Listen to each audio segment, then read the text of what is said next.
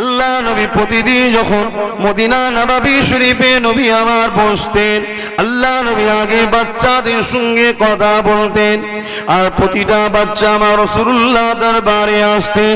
সে মুসলমানের হোক, যে কোনো ধর্মের হোক, গায়ের ইসলামের হোক, আর যে কোনো ধর্মের হোক, আল্লাহ নবীর কাছে সবাই আসতো। কারণ নবী পাককে সবাই পেয়ার করত, নবী পাক সমস্ত বাচ্চাদেরকে পেয়ার করত। আল্লাহ নবী এসে প্রতিটা বাচ্চাদেরকে আগে মিষ্টি খাবার বিভিন্ন দিত, দিয়ে তাদের খোঁজ খবর নিত, বাবা তোমরা কেমন আছো বাবা। আর নবী আমার বারবার বলতেন, বাবা পড়াশোনা করবে বাবা। আমি তাই নবীর উম্মত হিসাবে আপনাদের বলে যাই, বাচ্চাগুলোকে শিক্ষিত করুন, ডাক্তার করুন, উকিল করুন, জজ করুন, ডিএম করুন, আইপিএস অফিসার বানান, ডব্লিউবিসি অফিসার পাড়ান। এ যুবকেরা কষ্ট হতে পারে, শিক্ষিতর গাড়ি বসা থেকে মূর্খর ভ্যানে বসা, অনেক মূর্খের ভ্যানে বসার থেকে, শিক্ষিতর ভ্যানে বসার থেকে মূর্খের গাড়িতে বসা। এ যুবকেরা, আব্বারা, তরুণেরা, এ নবী পাকের প্রেমিকেরা, শিক্ষিতর গুণ এতটা যে শিক্ষিতর ভ্যানে বসা ভালো, উপরন্ত মূর্খর গাড়িতে বসা ভালো নয়। কেন এই ভ্যানে জামান্য যাওয়ার পথে শিক্ষিত আপনাকে অনেক জ্ঞানের কথা দেবে, ওটা আপনার ভবিষ্যতে কাজে লাগতে পারে। এ যুবকেরা, তরুণেরা, আব্বারা, আল্লাহ নবী তাই বাচ্চাদেরকে বারবার শিক্ষার কথা বলতে, নবী পাক সবাইকে খাবার দিতেন। আল্লাহ নবী একদিন দেখলেন একটা বাচ্চা আসেনি, একদিনে দরবারে এসেছে একটা বাচ্চা আসেনি, এবং যে বাচ্চাটা একজন আগুন পূজারীর বাচ্চা ছিল, যে নাকি মজুসি বলা হয়, অগ্নি উপাসক যারা, সেই ধর্মের ঘরের ছেলে। আল্লাহ নবী সাহাবাদিওকে সঙ্গে সঙ্গে বললেন, এ বাবা সাহাবারা, অমুকের বাচ্চা কেন আজকে আসে না? আল্লাহ নবীকে সাহাবারা বলেছিলেন, ইয়া রাসূলুল্লাহ, হাবিবাল্লাহ, আল্লাহ পাক আপনাকে তামাম দুনিয়ার দায়িত্ব মাথায় দিয়েছে, এরপরও আপনি একটা মজুসির বাচ্চা কেন আসেনি, অগ্নি উপাসকের বাচ্চা কেন আসেনি, এই খোঁজ আপনি নিতে লেগেছে। আল্লাহ নবী বলেছিলেন, বাবা সাহাবারা, ওমা আরসালনাকা ইল্লা রাহমাতাল লিল আলামিন, আমাকে আমার আল্লাহ তামাম কায়নাতের জন্য রহমত ও দয়া করে পাঠিয়েছে। এ বাবা ছেলে যাও বাবা, বাবা সাহাবার ওই বাচ্চারা খোঁজ নাও বাবা। সাহাবা হুজুরদের মধ্যে কয়েকজন গোপনে গোপনে খোঁজ নিতে গেল, কেননা তার বাপ সর্বসময় ছুরিতে ধার দিচ্ছে আমার রসুলকে মারবে বলে, আল্লাহ রসুলকে মারবে বলে। কেন? তারা সব আবু জেহেলের দিকে ছিল, তো জুলুমের দিকে। আমার রসুল বুঝিয়েছিল যে খবরদার আবু জেহেলের দিকে থেকো না, ওরা জুলুম করছে, ফিরে আসো। কথা বুঝছেন না? আজ যেমন আমি বলাতে আমার উপর জুলুম হচ্ছে, দেখেন একে আর আমার কথা বলছি, আমি তো রসুলের দেখানো রাস্তাতেই বলছি। এ যুবকেরা, আল্লাহ নবীর সাহাবারা গোপনে গোপনে খোঁজ নিলেন, খবর পেলেন বাচ্চাটা বিমার হয়েছে, জ্বর হয়েছে, বুখার হয়েছে। নবী পাককে যে শুনিয়ে দিল। আল্লাহ নবী খবরটা পাওয়ার সাথে সাথে নবী আমার দাঁড়িয়ে গেলেন। সাহাবারা বলতে লাগলেন, ইয়া রাসূলুল্লাহ, হাবিবাল্লাহ, হুজুর আপনি কেন দাঁড়ালেন? বাবা আমি বাচ্চাটাকে দেখতে যাব। শুনছেন? বাচ্চাটাকে দেখতে যাব। কার বাচ্চা গো? আগুন পূজারীর, যার বাবা নাকি রসুলকে মারার জন্য আবু জেহেলের সঙ্গে দল করছে। বড় মন করো, মানব প্রেমিক হও, আল্লাহর সৃষ্টিকে ভালোবাসো, যে ধর্মেরই হোক, মানুষ মানুষের সঙ্গে মেশো, মানুষ মানুষকে ভালোবাসো। তার ধর্ম তোমায় মানতে হবে না, তুমি তোমার ধর্ম করো, সে তার ধর্ম করবে। সাহাবারা বলতে লাগলেন, ইয়া রাসূলুল্লাহ, হাবিবাল্লাহ, হুজুর আপনি বিয়াদবি নেবেন না, আপনার উপর কথা বলার আমাদের ইজাজত নাই, পারমিশন নাই। হুজুর তথাপিও স্মরণ করিয়ে দিই, ওর বাবা আপনাকে সদা মারতে চায়। ইয়া রাসূলুল্লাহ, হাবিবাল্লাহ, হুজুর আপনি যাবেন না। আল্লাহ নবী বলেছিলেন, বাবা সাহাবারা, ওর বাপ আমার দুশমন হতে পারে, আমি রাসূলুল্লাহ ওর বাপের জন্য নবী। এ বাবা সাহাবারা আমি যাব বাবা যাব। সাহাবারা তখন বললে ইয়া রাসূলুল্লাহ হাবিবাল্লাহ কয়েকজন তাহলে আপনার বডিগার্ড হিসাবে যায়। আল্লাহ নবী বলেছিলেন না বাবা আমি একা যাব একা যাব। কেন নবী একা যাব বলেছিলেন? যদি বডিগার্ড যায় পাপটা দেখে খাবরে যেতে পারে মুহাম্মদ হয়তো আমাকে মারতে এসেছে, এই যে কষ্ট চিন্তাটা পাবে ভয় খাবে। আমার রাসূল চাইনে কেউ আমাকে এরকম ভুল বুঝে ভয় খায় যে নবী আমার কখনো কাউকে কষ্ট দিতে চাইনে। সেই নবীর উম্মত কেন জালিমদের সঙ্গে মিশে গরিবদেরকে জুলুম করে যারা তাদের সঙ্গে কেন মেশো, তাদেরকে কেন সাপোর্ট করে ক্ষমতায় আনো? তারা ক্ষমতার দখলে বসে গরিবদেরকে জুলুম করে, ও জুলুম করে জাহান্নামী। ওদেরকে ক্ষমতায় আনার জন্য তোমরাও যাবে জাহান্নামে। ভুল বলছি? অন্যায় করার অন্যায়কে সাপোর্ট করা এক না আলাদা? চুরি করা চোরকে সাপোর্ট করা এক না আলাদা? আমি হয়তো নেতা হইনি কিন্তু আমি সাপোর্ট করি যে যাকে সে জিতে যাবার পরে গরিবের লুটছে, তাহলে ওকে জিতালো না আমি, ও আমার ভোটে ক্ষমতা পেয়েছে। আর ফতোয়ার কিতাবে আছে ভোট দেওয়া হলো শাহাদত করা, সাক্ষী দেওয়া। চারজনের মধ্যে তোমার কাছে যে প্রিয় সে তাকে তুমি তো দিয়েছো। তোমার প্রিয় লোক যদি পাপ কাজ করে তুমি যদি তার প্রতিরোধ না করো তোমাকে আল্লাহ ধরবে না? ধরবে না। যা ভুল করেছো করেছো বাপ, বিনিময় করো। বিনিময় করলে রেহাই পেয়ে যাবে। যে আল্লাহ ও আমার উপর এহসান করেছিল আমি তো এহসান করে দিয়েছি। হাল জাযাউল ইহসান ইল্লাল ইহসান। বিনিময় করে। এই শিক্ষাটা আমরা আপনাদের দেব না বলে যাচ্ছি। আর আমি শুনলাম এখানে মুফতি আজম মেজো হুজুর পীর কেবলা দিনের বেলায় জলসা করেছিলেন, আমার মেজো দাদা যান, তাই তো শুনলাম। অতএব মেজো হুজুর খুব কড়া লোক ছিল, আপনারা জানেন না? মুরব্বী বাপেরা বলেন না গো, খুব কঠোর লোক ছিল, নীতিতে কড়া লোক। আমাকে দূর থেকেও ভয় করে, আমার সামনে কথা বলেন, মুসাফা থেকে লোক টেনশন করে। যারা আমার সঙ্গে মেশে তাদের ঘরে জিজ্ঞেস করে আমি কত নরম মানুষের লোক। নীতিতে করা, অন্যায় দেখলে ছাড়ি না। কেন অন্যায়ের সঙ্গে আপোষ করলেই তো অন্যায় প্রতিষ্ঠিত হয়ে যাবে। আর অন্যায় প্রতিষ্ঠিত হয়ে গেলে আজকে কার ঘর পুরাচ্ছে কাল আমার ঘর পুরাবে। অন্যায়কে কখনো প্রশ্রয় দেওয়া যাবে না। আল্লাহ নবী সাহাবাদিওকে না নিয়ে নবী আমার একা বেরিয়ে গেলেন। আল্লাহ নবী বাড়ির দরজা গোড়ায় গিয়ে ডাক দিলেন। কি গো বলবো তো? অসুবিধা হচ্ছে না তো? না আমি আপনাদের দেখে ময়া লাগছে, কেন আমি ধরেন নেই সামান্যক্ষণ দাঁড়াচ্ছি, আপনারা তো অনেকক্ষণ দাঁড়িয়ে আছেন। তবে আপনাদের গম লিয়ার লাইন দেওয়া অভ্যেস আছে, 2 কিলো গমের জন্য লাইন দেন তো? হ্যাঁ অভ্যেস আছে। তারপরে কিছুদিন আগে নোটবন্দিতে লাইন দিয়েছিলেন, তারপরে খুব শিগগিরই আপনাদের কাগজপত্র দেখাবার জন্য লাইন দিতে হবে। কথা বুঝছেন না? কি হবে তো এনআরসি হবে না? হবে। দাঁড়াও না, মজা বুঝাবে। আমাকে খুব খারাপ লাগছে তো, সময় আসছে, লাইন দিতে হবে। লাইনে দাঁড়াবেন তো অভ্যেস করে নিতে হবে তো, কিন্তু বসলেই তো পাছায় মারবে পুলিশে, তাতে দাঁড়িয়ে থাকতে হবে। তবে এনআরসি হলে এই বীজখানে একটা কথা বলি, সব থেকে বেশি বিপদে পড়বে মাতুয়া সম্প্রদায়, সব থেকে বেশি বিপদে পড়বে।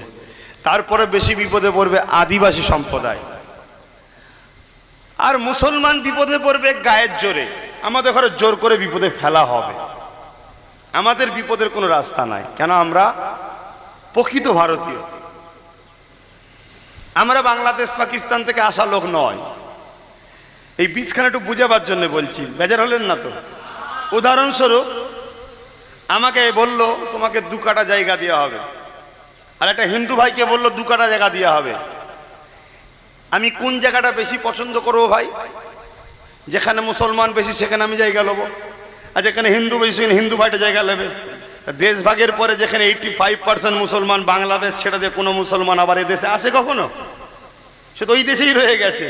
উপরন্তু ওই দেশের হিন্দু ভাইরা এই দেশে এসছে কেন? দেশে হিন্দু বেশি বলে। তার প্রমাণ কি? যখন হুড়োহুড়ি হয়েছিল এনআরসি হবার, সব কাগজপত্র তুলছিল তো, বনগা গাইঘাটা এইসব এলাকা সব কাগজ বেরোচ্ছে, দেখছে সব RSCS রেকর্ডে সব মুসলমানের নাম। কেন বলেন তো? উপারে হিন্দু ভাই ভাগে পড়ে গেছে, আর এপারে মুসলমান ভাই ছিল। উপারে হিন্দু ভাইয়ের সঙ্গে যোগাযোগ করেছে, ভাই তোর 2 বিঘেটা দে, বাগান বাড়িটা দে, জমিটা দে, আমার বাড়িটা তুই নিয়ে এলে, আমার এই পারে 2 বিঘে আছে। তখন ভাই অত ভালোবাসা ছিল, তখন তার এত ফেতনা লাগাবার মতো কেউ ছিল না, মহব্বত ছিল। কি ও পাড়ায় ইনি চলে গেছে, উপাড়া থেকে ইনি চলে এসছে, নাম চেঞ্জ হয়নি, রয়ে গেছে। তাহলে বিপদে কে পড়বে বুঝতে পারছো? কিন্তু আমরা, বিশেষ করে আমি আমার কথা বলছি, আমি ইমানই কথা বলছি, আমি কিন্তু আমার ভারতের যে কোনো মানুষ বিপদে পড়বে তার পাশে দাঁড়িয়ে কিন্তু আমি লড়বো। সে মাতুয়া হোক, আদিবাসী হোক, মুসলমান হোক। আল্লাহর সৃষ্টিকে ভালোবাসা এটা আমার ইমানি দায়িত্ব, এটা আমার ধর্মীয় কাজ। অতএব মাতুয়া ভাইদের হয়েও লড়ছি, আগামীতেও লড়বো। এনআরসির বিরুদ্ধে সব থেকে বেশি এদিকে আন্দোলন করে থাকে ওরাই নিজের সংগঠন, সেটা ফুরফাসা আহলে সুন্নাত ওয়াল জামাত করেছিল, ঠিক না বেটি? এর জন্যে এত বিরোধী করেছিলাম বলেই তো দিদিমণি আমার বাড়ি পুলিশ পেটিয়েছিল, জানেন না আপনারা? দিদির কথা বললাম, খারাপ লাগলো নাকি? যদি আমার থেকে দিদি কারো প্রিয় হয়, আপনি দিদির কাছে যে জলসা শুনবেন, এখানে আসার আপনার প্রয়োজন নেই, আপনি দিদির রস শুনুন। আপনি আপনারটাকে নিয়ে থাকুন, আমি আমারটাকে নিয়ে থাকি, তাহলে ঝগড়া হবে না, ঠিক না বেটি? মনে রাখবেন, সর্বপ্রথম এনআরসির জন্য স্পিকারের মুখে কাগজ ছুঁড়ে যিনি মেরেছিলেন তিনি আমার বাংলার নেত্রী। তিনি এনআরসি করতে চায়, কিন্তু জিতে যাওয়ার পরে এখন যে এনআরসি বিরোধী করছে এটা শুধুমাত্র মুখে করছে, অন্তরে এনআরসি আছে। এবার বাকিটা আপনাদের ইচ্ছা। আমার কতদিন ইচ্ছা মনে হয়, দিদির কথা সত্য মনে হয়, দিদির সাথে চলে যান, কে মানা করছে? গণতান্ত্রিক দেশে আপনার অধিকার আছে, যেতে পারেন। কিন্তু মনে রাখবেন, ওইদিকে জাহান্নাম আছে, এদিকে জান্নাত আছে, ইনশাআল্লাহ। জোরে বলুন সুবহানাল্লাহ। হযরতে আর ইমামে হোসেন, সেই খানদানের বাচ্চা আমি, কারবালার মাঠে দাঁড়িয়ে এজিদের দিকে 3000, ইমামে হোসেন একা দাঁড়িয়েছে, দাঁড়িয়ে বলেছে, আমি কে জানিস? আমি ইমামে হোসেন, আল্লাহর জমিনের উপরে আজকের দিনে সব থেকে দামি সন্তান, সব থেকে আল্লাহর প্রিয় বান্দা আমি ইমামে হোসেন, মোহাম্মদ রসুলের নওয়াসা। তোরা আমার বিরুদ্ধে তরোয়াল তুলেছিস, ওইদিকে জাহান্নাম আছে এজিদের দিকে, আর হোসাইনের দিকে মোহাম্মদ রসুল আছে, আর মোহাম্মদ রসুলের জন্যই তো জান্নাত হয়েছে। জোরে বলুন সুবহানাল্লাহ। কেউ ফিরে আসে না, একজন ফিরে এসেছিল, যিনার নাম হলো হযরতে হুর, তিনি আল্লাহর জান্নাতি হলেন। জোরে বলুন সুবহানাল্লাহ। আজ আমিও বললাম, ওদিকে জাহান্নাম আছে, এদিকে জান্নাত আছে। ওদিকে গেলে দুনিয়া পাবেন, কিন্তু আখিরাত পাবেন না। এদিকে গেলে দুনিয়াও পাবেন, আখিরাতও পাবেন। জোরে বলুন সুবহানাল্লাহ। এবার আপনার ব্যাপার, আপনি কোন দিকে থাকবেন আপনার ইচ্ছা, কিন্তু আমার বলার স্বাধীনতা আমার দেশ দিয়েছে। আমার কণ্ঠকে রোধ করার ক্ষমতা কারো নাই। হ্যাঁ জানি, জোর করে প্রশাসন দিয়ে মানুষের কণ্ঠকে রোধ করা হচ্ছে, তবে আব্বাস সিদ্দিকীর কণ্ঠকে রোধ করতে গেলে কম করে 1 কোটি শুধু যুবককে আগে মারতে হবে, কম করে 1 কোটি যুবককে আগে মারতে হবে, তারপর আব্বাস সিদ্দিকীর কণ্ঠ রোধ করা যাবে। সেই জায়গায় কেন এই কণ্ঠটা, এই জবানটা 1 কোটি যুবকের পক্ষে আওয়াজ উঠছে। মা বোনেদেরকে আমরা কখনো বাইরে আনিনি, তাই তাদের কথা আনলাম না। আর বাপেরা তো সম্মানীয় মানুষ, আপনারা দোয়া করবেন, ব্যাস ওইটাই যথেষ্ট আমাদের জন্য। কি গো আব্বারা, দোয়া করছেন তো? আপনাদের দোয়াটাই যথেষ্ট। এখন তো আপনাদের ছেলেরা খেলবে, এবারে আপনারা তো আল্লাহ কারে 40 বছর 50 বছর খেলেছেন, এবার আপনারা নামাজের মুসাল্লা পিচ্ছে দোয়া করবেন যাতে আমার বাচ্চারা খেলে জিততে পারে, ঠিক না বে ঠিক? হ্যাঁ, আপনাদের দোয়াটাই যথেষ্ট। এবার বাপ হয়ে যদি আপনি আপনার বাচ্চার কণ্ঠ টিপতে চান, আপনার বাচ্চাকে ফাঁসাতে চান, তাহলে আব্বা আপনাকে আমি জিজ্ঞেস করছি, আপনি কখনো আয়নার সামনে নিজের মুখ দেখেছেন যে আপনি কেমন বাপ? আয়নার সামনে দাঁড়িয়ে প্রশ্ন করবেন আপনি কে? আজ সমাজে এটাও চলছে। যাক, আমি যে কথা বলছিলাম, আল্লাহ নবী ওই বাচ্চাটার বাড়ির গোড়ায় গিয়ে, ওই মুজুসিটার বাড়ির গোড়ায় গিয়ে নবী আমার ডাক দিলেন, কে আছেন আল্লাহ বান্দা বাড়িতে? আমি কি ভেতরে আসতে পারি?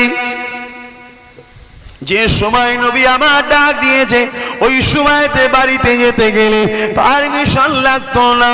আল্লাহ নবী শিখিয়েছিলেন বাবারা পরের বাড়ি ঢুকতে গেলে আগে পারমিশন নিতে হয়। হতে পারে সেই বাড়ির কোনো মহিলা কাম করছে, তার গায়ের কাপড়টা হয়তো ঠিক নয়, তুমি বেগানা পুরুষ বাইরের পুরুষ তার ঘরে ঢুকবে, সে তার শরীরে রাজ্যদাবরূপ বেউজ্জতি হবে।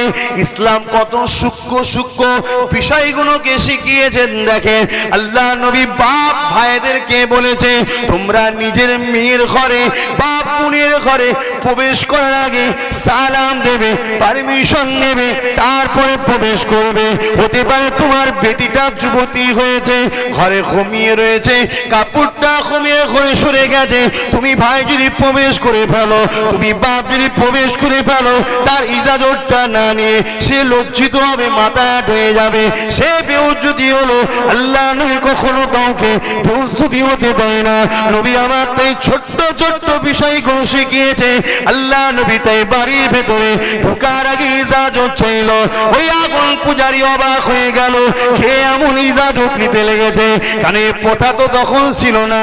আল্লাহ নবীর সারা শুনে ওই আগুন পূজারি যখন বাইরে বেরোলো, বেরিয়ে দেখছে যার জন্য তরোয়ালে ধার দিচ্ছে সেই আব্দুল্লাহ বেটা মুহাম্মদ আমার ঘরের সামনে দাঁড়িয়ে আছে। ওই মানুষটা মনে করতে লাগলো আমাকেই তো মারতে এসেছে, কিন্তু দেখলো রাসূলুল্লাহ হাতে কোনো অস্ত্র নাই, নবী আমার একা দাঁড়িয়ে আছে, সাথে কোনো লোক না। এই লোকটা অবাক হয়ে গেল।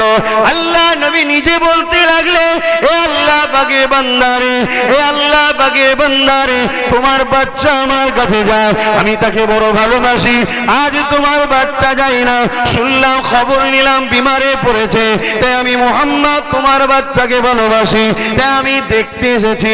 এই কথাটা শুনে ওই দুশমনটা অবাক হয়ে গেল, রাসূলুল্লাহর মুখে দিয়ে তাকিয়ে রয়ে গেল। আল্লাহ নবী ইজাজত নিয়ে ঘরের মধ্যে প্রবেশ করলো। বাচ্চাটা যখনই আমার নবীকে দেখলো চোখ দিয়ে পানি বেরিয়ে গেল। আল্লাহ রসুল বাচ্চার মাথার গোড়ায় বসলো, নূরের হাতটা বাচ্চার মাথায় স্পর্শ করার সাথে সাথে আল্লাহ নবীর হাত মুবারকের উসিলায় বাচ্চাটার বিমার ভালো হয়ে যায়।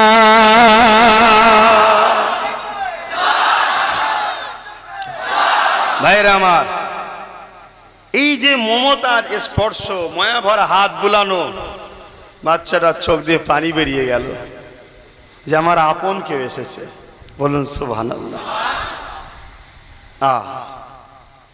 দুশ্মনের বাচ্চাকে আপন করে নেওয়া অত বড় ব্যাপার নয়, বা মানবতা থাকা দরকার। আল্লাহ নবী জিজ্ঞেস করলেন বাবা তুমি কেমন আছো? বাচ্চা বললেন হুজুর আগে খারাপ ছিলাম, এখন আপনাকে পেয়ে ভালো আছি। জোরে বলুন সুবহানাল্লাহ। মা বাপ এসে মাথার গোড়ায় দাঁড়িয়ে গেল, রাসূলুল্লাহ বাচ্চার সঙ্গে কথা বলছে, দেখছে, অবাক হয়ে বাপ মা দেখছে। ভাই যত বড়ই দুশ্মন হোক, মানবতা প্রত্যেকটা মানুষের অন্তরে আছে, ঠিক না বেটি? প্রেম যদি আমরা মানুষকে দিতে পারি অবশ্যই তারা আমাদের ঘরে প্রেম দেবে। কিন্তু বীজখানে কিছু অশুভ লোক আছে, ভালোবাসার আগেই ঝগড়া লাগিয়ে দেয়। ওই জন্য ঠান্ডা মাথায় চলতে হয়, কিছু শুনলেই ছুটতে নাই মাথা গরম করে, আগে ভাবতে হয় কি হয়েছে, কি হলো, কেনই ঝগড়া হলো জানতে হয়। পরে ঠান্ডা মাথায় গিয়ে জিজ্ঞেস করো ভাই কি হয়েছিল, কেন তোমরা ঝগড়া করলে, তখন তারও বিবেকটা সারা দেবে। সে যদি অন্যায় করে থাকে সে তোমার কাছে ক্ষমা চাইবে যে ভাই সত্যি ভুল করে ফেলেছি, আর কোনোদিন এই কাজ করবো না। কিন্তু তুমিও যদি মাথা গরম করে চলে যাও তাহলে কি হবে, সারা জীবন দুটো দল তৈরি হয়ে যাবে, এই যুগ যুগ ধরে মারপিট চলতেই থাকবে, ঠিক না বে ঠিক গো? অতএব মনকে বড় করো, মানুষকে ভালোবাসো, একে অপরে মিলেমিশে থাকো। আল্লাহ নবী এইভাবে কথা বলছে, তখন ওই বাচ্চাটা বলতে লেগেছে মা একটা কথা বলবো, আজ আমি বিমারে পড়ে আছি, কাল রাত থেকে আমার বিমার এসেছে, জ্বর এসেছে, একবারও তো খোঁজলেন না আপনারা দুজনে। তখন এসব ভালোবাসা ছিল না, এসব মায়া মমতা ছিল না। নিজের বাপ নিজের মেয়েকে জন্ত পুঁতি তো বুঝতে পারছেন না, দয়ার নবী শিখিয়েছে, সৃষ্টিকর্তাকে তো স্রষ্টা পাঠিয়েছে। আজকে দেখুন তার সঙ্গে আমার রক্তের সম্পর্কও নাই, আর তিনিও জানে আমার বাবা তিনাকে মারতে চায়, তথাপিও তিনি আজকে আমার কাছে এসেছে। এই বলে বাচ্চার একদিনের একটা ঘটনা শোনাতে লাগলো মা বাবাকে। একদিন মুহাম্মদ রাসূলের কাছে আমরা বসেছিলাম, আমাদের সঙ্গে আরো কিছু বাচ্চা ছিল যারা কিনা খেলাধুলা করতে লেগেছিল। আমাদের এই বাচ্চাদের মধ্যে দেখে একজনের হাতে একটা পাখি থাকতো। ওই দিন ওই পাখিটা আনে বলে আল্লাহ নবী সঙ্গে সঙ্গে উঠে গিয়ে ওই বাচ্চাকে জিজ্ঞাসা করেছিল, বাবা তোমার পাখিটা কেমন আছে? আল্লাহ নবী একটা পাখিরও খোঁজ রাখতো। আর আজকে আমাদের পাড়ায় কারো বাড়িতে রাত্রিরে চেঁচামেচি হলে দরজা দিয়ে আমরা শুয়ে পড়ছি, উমরছি মরকে যায়। এই তো আমরা মানুষ। কি গো, সত্য বলছি না মিথ্যা বলছি? এ যুবকেরা, তরুণেরা, মানবতাই হলো সব থেকে বড় জিনিস। প্রেম যদি না থাকে, মানবতা যদি না থাকে, মানুষ যদি মানুষকে ভালোবাসতে না পারলে, তাহলে আপনি আর কাকে ভালোবাসতে পারবে? আল্লাহ পাক জানিয়ে দিলে, আমার সৃষ্টিকে যারা মহব্বত করবে, আমি আল্লাহ কিয়ামতের দিনে তাদেরকে আমার রহমত দিয়ে ঘিরে রাখবো। হাদিস পাকের মধ্যে রয়েছে। এ যুবকেরা, তরুণেরা, বাপেরা, আল্লাহ নবী সাহাবাদিওকে জানিয়েছে কিয়ামতের দিনেতে একটা বান্দাকে দেখা যাবে, আল্লাহ হিসাব নিতে লাগবে। ওই হিসাব নিতে নিতে দেখা যাবে ওই বান্দা বলতে লাগবে, ও রাব্বি আল্লাহ পাক, আমাকে আপনি গোপনে গোপনে জাহান্নামে দিয়ে দিন। আল্লাহ আল্লাহ আমাকে সবার কাছে বেউসুদি করবেন না, আমি বড় গুনাহগার পাপী। আল্লাহ আপনি আমাকে গোপনে গোপনে জাহান্নামী করে দেন। ওই সময় বান্দাকে আল্লাহ বলতে লাগবে, এ বান্দারে, সেই সবর কর আমার রহমতের উপরে, একবার দেখা তোর আমলনামা। বান্দার আমলনামা আল্লাহ দেখতে লাগবে। দেখতে দেখতে দেখা যাবে ওই বান্দার আমলনামাতে গুনাহ অন্যায় পাপ ভর্তি রয়েছে। আমার আল্লাহ পাক ওই সময় দেখতে পাবে একটা শুধু ভালো কাজ আছে। ওই এক ভালো কাজের বিনিময়ে আল্লাহ খুশি হয়ে বলতে লাগবে, ওরে আমার বান্দারে যা, আমি আল্লাহ পাক একটা ভালো দুনিয়ায় পেয়েছি, এর বিনিময়ে তোর গুনাহকে চেপে দিয়ে আমি আল্লাহ তোকে নাসাত দিয়ে দিলাম। এই ভালো কাজটা কি? বান্দা একদিন রাস্তা দিয়ে যাচ্ছিল, রোদের সময়, কঠিন রোদে একটা পশুকে রোডে বাঁধা ছিল, ছায়া চলে গেছে, তার মনিব জানে না। ওই পশুর পানির পিপাসাতে জিভ বাইর হয়ে যাচ্ছিল, এত কষ্ট হচ্ছিল। বান্দার মনে দয়া হয়েছে, পশুটাকে ছাওয়ায় বেঁধে পানি পান করিয়েছে। আমার আল্লাহর পছন্দ হয়েছে, তাকে নাজাত দিচ্ছে। জোরে বলুন সুবহানাল্লাহ। আজ আমরা যদি আমাদের পাড়া প্রতিবেশী, দলিত, আদিবাসী, হিন্দু, যে কোনো ধর্মের হোক, আল্লাহর সৃষ্টির মানুষ যদি কোনো বিপদে পড়ে যায়, তার পাশে দাঁড়িয়ে তার বিপদ যদি উদ্ধার করার চেষ্টা করি, তাহলে কিয়ামতের দিনে আমরাও তো বিপদে পড়ব। সেদিন আমার আল্লাহ রহমত আমাদের ঘরে কি নাজাত দিতে পারে না পারে না? এ বিশ্বাস রেখে আজকের এই কষ্ট করে দাঁড়িয়ে থাকা এই ওয়াজের মাহফিল থেকে, পীর আল্লামা কালিমুল্লাহ হুজুরের দুয়ার মাহফিল থেকে শপথ নেন, আগামী দিন কোনোদিন কারো সঙ্গে ঝগড়া করব না, ফিতনা করব না, কারো প্ররোচনায় পা দেব না। যদি সে হিন্দু হয়, দলিত হয়, আদিবাসী হয়, যে কোনো ধর্মের হয়, সে আমার ভাই, সে আমার বন্ধু, সে আমার দেশবাসী। তারও জন্ম আদম থেকে নিয়ে, তারও প্রথম মা হাওয়া ছিল, আমারও প্রথম বাবা আদম, প্রথম আব্বা আদম, মা প্রথম হাওয়া। আমরা সবাই এক বাপ এক মায়ের সন্তান, ঠিক না বে ঠিক গো?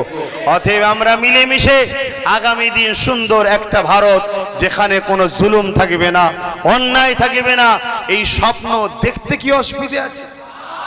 কিন্তু দেখে তো বসে থাকলে হবে না। বাংলা থেকে শুরু হয় সবকিছু। ব্রিটিশ তাড়ানো আন্দোলনও বাংলা থেকে শুরু হয়েছিল। একদিন ভারত ছাড়তে ব্রিটিশরা বাধ্য হয়েছিল। আজও যারা ভারতবাসীকে লুটছে ভারতের মধ্যে বসে, এই বাংলা থেকেই যদি আমরা আওয়াজ তুলি, একটা দিন দেখা যাবে তাদেরকেও ভারত থেকে তাড়িয়ে আমার ভারতকে সুন্দর ভারত, শান্তির ভারত, নিরাপদের ভারত, দুর্নীতি মুক্তর ভারত একদিন আমরা চাইলে দেশবাসী গড়তে পারবো না? পারবো না?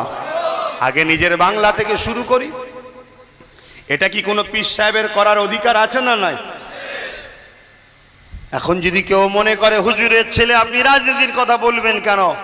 ভাই, দুনিয়ার কোন ধর্মে কিতাবে কি আছে আমি জানি না, তবে ইসলামের মান্যওয়ালা শুনে রেখে দাও, যদি রাজনীতি করো এর জন্য সওয়াব হবে, নেকি হবে। জোরে বলুন সুবহানাল্লাহ। রাজনীতি মানে দেশ ও দেশবাসীকে নিরাপদে রাখার ব্যবস্থা, সিস্টেমটার নাম হলো রাজনীতি। এটা ইসলামে আছে না নাই? আমার নবী খোদ নিজে রাষ্ট্র তৈরি করে 10 বছর রাষ্ট্রপ্রধান হয়ে দুনিয়ার মানুষকে শিক্ষা দিয়েছে কিভাবে দেশ চালাতে হয়। সেই দেশে অনেক গায়ের মুসলমানও ছিল, সমস্ত ধর্মের মানুষ নিরাপদে ছিল, কখনো কারোর উপরে জুলুম করা হয়নি, একটা নারী বেইজ্জতি হয়নি, একটা নারী ধর্ষিত হয়নি। নবীর 10 বছরের রাজত্বের ইতিহাসে পাওয়া যায় একটা মানুষ চুরি ডাকাতিও করেনি, কোনো মানুষের উপরে জুলুম হয়নি।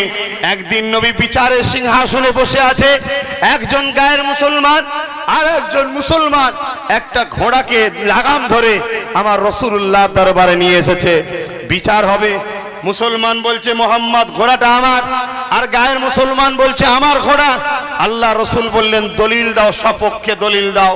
রসুল প্রমাণ শুনতে লেগেছে, প্রমাণ শুনতে শুনতে আল্লাহ রসুল বললেন এই প্রমাণটা মুসলমানের কমজোর আর গায়ের মুসলমানের প্রমাণটা মজবুত, অতএব এর দলিল যখন মজবুত ঘোড়াটা এর। জোরে বলুন সুবহানাল্লাহ। আল্লাহ নবী কখনো পক্ষপাতিত্ব করেনি, অতএব কেন তিনি তো শুধু মুসলমানদের জন্য আসেনি যে মুসলমানদের পক্ষপাতিত্ব করবে, তিনি তো এসেছিলেন মানুষ জাতিকে মুক্তি দিতে। জোরে বলুন সুবহানাল্লাহ। যুগে যুগে যুগে যুগে বহু নবী রসুল পয়গম্বর এসেছে, 1 লক্ষ মতান্তর 2,24,000 নবী রসুল এসেছে, আওতার এসেছে, মেসেঞ্জার এসেছে। সর্বশেষ মেসেঞ্জার নবী রসুল হলেন হযরত মুহাম্মদ সাল্লাল্লাহু আলাইহি ওয়াসাল্লাম। এই বিচারটা মুসলমানের পছন্দ হলো না, মুসলমান গেল হযরত ওমর ফারুকের কাছে। হযরত ওমর ফারুক খুব কড়া, ভাবছে আমার দিকে বিচারটা দেবে। আরে কপাল ফাটা শিক্ষকের যেমন হয় ছাত্র তেমন হয়, ঠিক না বেঠিক? তোমার ফারুকের কাছে গেছে, ওমর ফারুক বলছে বিচার আগে কারো কাছে গিয়েছিল? বললো হ্যাঁ মুহাম্মদ রসুলের কাছে গিয়েছিলাম। মুহাম্মদ রসুল আমার দিকে বিচারটা রায় না দিয়ে কোথায় গায়ের মুসলমানের দিকে দিয়েছে, আমি মুসলমান আমার দিকে তো দেবে। হযরত ওমর ফারুক তাকে বেতের আঘাত করলেন, করে বললেন শোনো দ্বিতীয়বার খবরদার কথা বলবে না। ইসলাম কখনো পক্ষপাতিত্ব শিখায়নি, নাইকে নাই বলে, অন্যায়কে অন্যায় বলে। অন্যায় যদি নিজের সন্তানও করে থাকে অন্যের সন্তানের যে শাস্তি হবে, ইসলাম বলছে নিজের সন্তানের জন্য সেই শাস্তি হবে। জোরে বলুন সুবহানাল্লাহ। আমার ভারতবর্ষের একটা বাদশার কথা বলবো, শুনবেন। বাদশাহ ঔরঙ্গজেব রাহমাহুল্লাহ, নাম শুনেছেন? যিনি এক ভারতের রাজা ছিল, যিনার রাজত্বকালে একটা নারী ধর্ষিত হয়নি। ইতিহাস বলছে যিনার রাজত্বকালে একটা নারীর উপরে জুলুম করার কেউ সাহস পায়নি। যখনই জুলুম করেছে সঙ্গে সঙ্গে তার কতল করে দেওয়া হয়েছে। এত কড়া আইন হয়েছিল, তখন সবাই নারীদের মর্যাদা দিতে শুরু করলো।